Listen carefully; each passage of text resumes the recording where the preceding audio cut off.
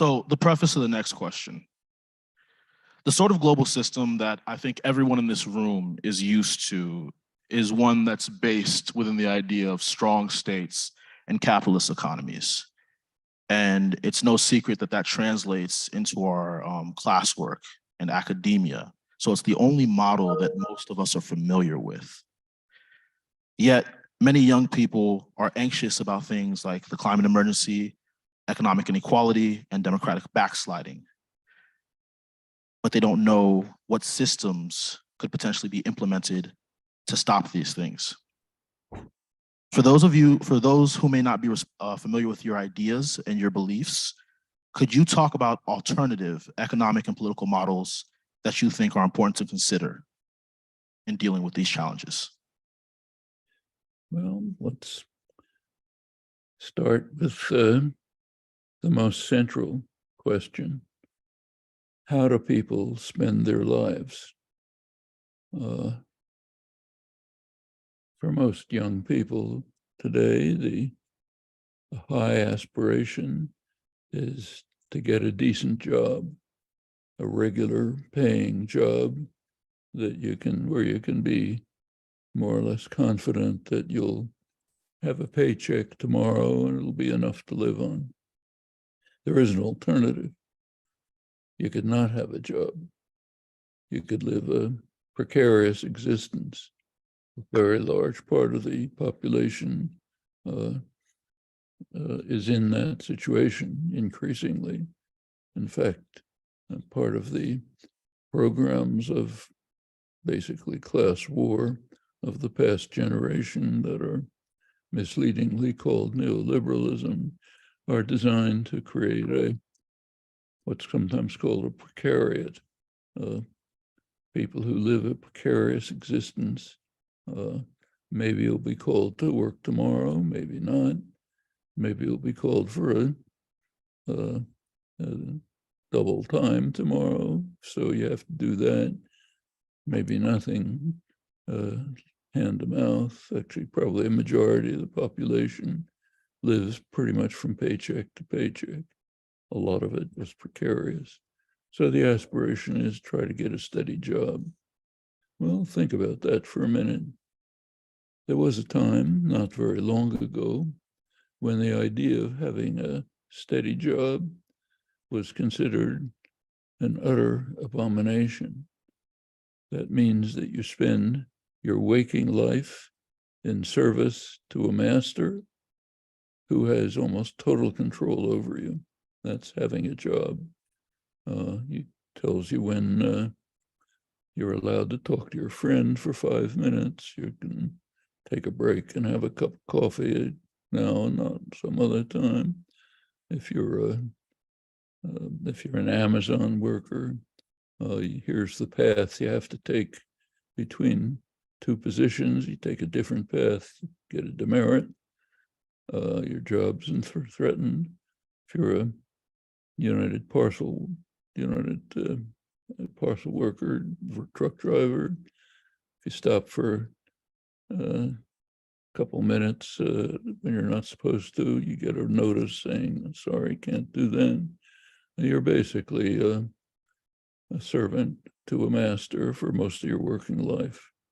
There was a time not long ago when that was considered an intolerable attack on human rights and fundamental dignity. That was the attitude of the American workforce in the late 19th, early 20th century. The idea of being subordinated to a master for any part of your life, certainly not most of your waking life, was just considered beyond intolerable. In fact, this position was so common, so natural, that it was even a slogan of the Republican Party. Not today's Republican Party, of course, Lincoln's Republican Party. The idea of having a job was considered tolerable only if it was temporary, till you could become a free person again. Now that was in individualist terms, but the working people were thinking about it in collective terms. The first great labor organization, Knights of Labor, developed late 19th century, was based on the principle that those who work in the mills should own them. That was true of both men and women. The so-called factory girls, young women driven to the mills from the farms, were organized, had their own literature, very lively press, same ideas. And it extended beyond the working class to the agricultural population. Was, of course, mostly an agricultural country then. Farmers in the Texas, Oklahoma, Kansas were organizing at the time to free themselves from the control of Northeastern bankers, market managers, organizing to run their own affairs, economic, social, and not individual. They were aiming for a cooperative commonwealth where they would work together to create a life based on working people controlling their own affairs, all of them. Knights of Labor, and that was the authentic populist movement, not what's called populism today. Populist movement, and the Knights began to move towards unification. If they had succeeded, it would be a very different country.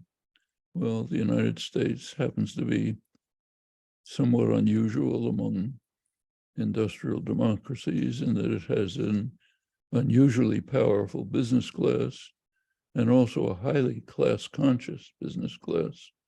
One of the reasons why the United States is off the spectrum of industrial societies in many respects regarding social welfare and so on. You all know about that. I don't have to review it. Well, we've also had a very violent labor history, unusually so, for the same reason. These efforts around the turn of the century, 19th, 20th century, were put down by extreme state and private violence. The labor movement had survived up until the Wilson administration. You know Woodrow Wilson very well. He launched a massive repression, so-called Red Scare, in the aftermath of the First World War, which virtually destroyed the labor movement. It was crushed, very racist, lots of lynching, other atrocities. Independent thought was suppressed, independent media, very violent, brutal period. So there was a socialist party. It was essentially crushed, never recovered. There was some revival in the 1930s with industrial organizing, CIO and so on, but it never really recovered. Well, compare the highest aspiration today and what was considered an abomination a century earlier. I should say this is not just in the United States. Same was happening in Europe. In Europe, the First World War broke the illusions about what are called liberal economic doctrines, that the market is the perfect system. You have to just subordinate yourself to it. First World War made people understand very clearly that if you want to get something done effectively, you're going to have to do it through the coordinated activity of the state authorities. That led to a breakdown of illusions about the capitalist system. The great efforts after the immediate aftermath of the war to develop a real profound, far-reaching attack on the basis of capitalist autocracy. Workers' organizations take over factories in Italy, other countries on the continent, in England. Guild socialism was essentially an effort for workers to take over industry, run it themselves. This was a major assault. It was beaten back in different ways. In Italy, it was beaten back simply by fascism, outright fascism, which finally managed to crush the working class. In England, working people had achieved enough rights, so couldn't move to direct fascism. Other means were developed. Primarily the idea that the economy has to be taken out of public control. Economy is put in the hands of technocrats, called themselves scientists, pure science. Economics was the pure science, and they would be free from public influence and control. And since you can't argue with science, they would run it. And the popular movements should turn to something else, not efforts to intervene in the economy. Usually turns to one or another form of austerity, which happens not by accident, to support the ruling classes and to oppress the rest. We've seen one or another form of that for the last century. Well, class war moves up and back, never ends. In the United States, there was a big change in the 1930s, the Deep Depression. That's my childhood. I remember it very well. There was large-scale organizing based on revived working class militancy, led to the social democratic reforms called the New Deal reforms. Europe, meanwhile, descended to fascism. The business classes were bitterly opposed, couldn't do much during the Deep Depression, was on hold during the war, though business was given authority to run the wartime economy. Should recognize that that was done with considerable self-consciousness. You read Henry Stimson, the Secretary of War. In those days, we were honest enough to have a War Department. Now we call it a Defense Department. There was a Secretary of War. Henry Stimson was one of the leading architects of the political economy of the period. He pointed out clearly that, said virtually in these words, that in a capitalist economy, if you want to achieve anything, you have to make sure that the business classes gain from it. That's our system. You want something done, you bribe the rich and the powerful and who own the economy to do it for you. No other way. It's very pertinent at the moment in many respects. After the war, a major assault began against the social democratic reforms, took many directions, didn't really reach fruition until the late 1970s. Late Carter, Reagan came along, launched the war, as along with Thatcher in England. You end up with the neoliberal assault against the population, 40 years of severe repression of the general population. You're familiar with the details, don't have to go through it. Now we have reached a point where, to go back to what I started with, the aspirations that were considered intolerable and abominable a century or so ago are now considered high aspirations. So what kind of society should we look forward to? I think the kind of society that working people and radical farmers were developing and thinking about and moving towards before the century-long assault against the population and popular rights took place. And we can do that. It's right below the surface. The idea that you should spend your waking life in the service of a master is as abominable today as it was then. You have to lift the veil and see that there are options and alternatives. You can have the takeover of productive forces by the workers involved. Some call it economic democracy. Some call it workers' control, various names. Communities can become democratic functioning communities with participants. They can integrate and work together.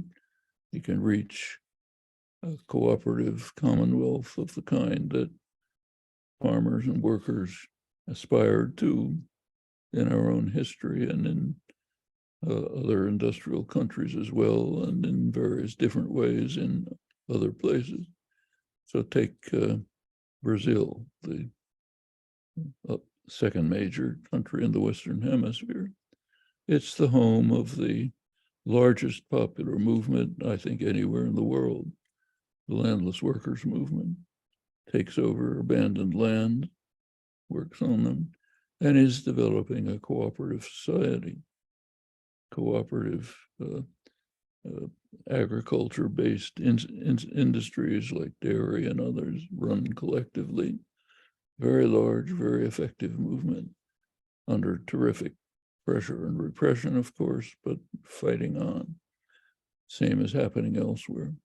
These movements throughout the world should be working together in solidarity, recognizing that we're in the midst of a global class war, taking different forms in different places, have common aspirations, can work towards developing a social order that is authentically democratic and participatory, based on principles of mutual aid, mutual concern, solidarity, cooperation. The ideals are clear, have some various ways of pursuing them. I think those are whatever name one wants to give them. It happens to have a traditional name. Traditionally, it's called libertarian socialism or anarchism. Give it some other name if you like.